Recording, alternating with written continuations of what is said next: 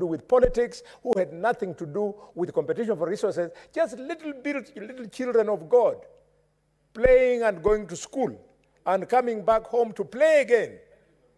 Mr. Speaker, this House must stop that nonsense in Marsabit. My final point is appeal to leaders from the pastoral communities. Why is it, yes, we have our share as non-pastoralists. Why is it that these killings, mass killings and whatnot, is only...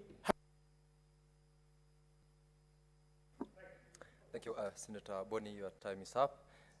In the very respectful comment that the chair is young, I remember reading the story of the late Dr. Bonaya Godana, and he was indeed a refined gentleman and a politician for that matter.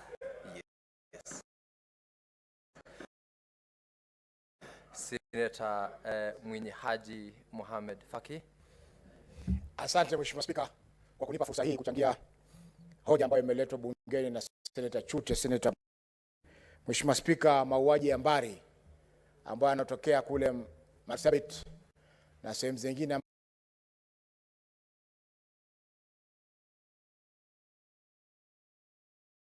katika nchi yetu, Mheshimiwa Spika, tumeshindwa au wameshindwa kusoma masomo yaliyotokea Rwanda mwaka 1994.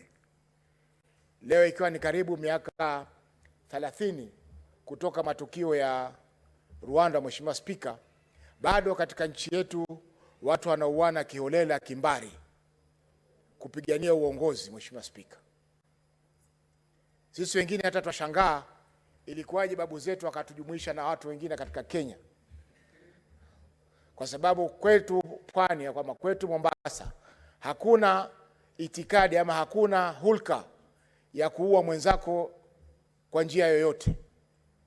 Yale ya juzu na wasikia Shakahola ni wageni ambao wamekuja kule kutoka sehemu zingine, wamekuja kupata msitu na wakaanza kufanya itikadi zao mbovu. Mheshimiwa Spika, kwa hiyo Mheshimiwa Spika, ni masikitiko kwamba serikali ambayo tuko nayo miaka karibu yenda 60 ya uhuru, Mheshimiwa Spika, bado sisi tunauana kiholela, watu wanapoteza maisha kiholela. Mheshimiwa Spika, vijana wadogo wanauliwa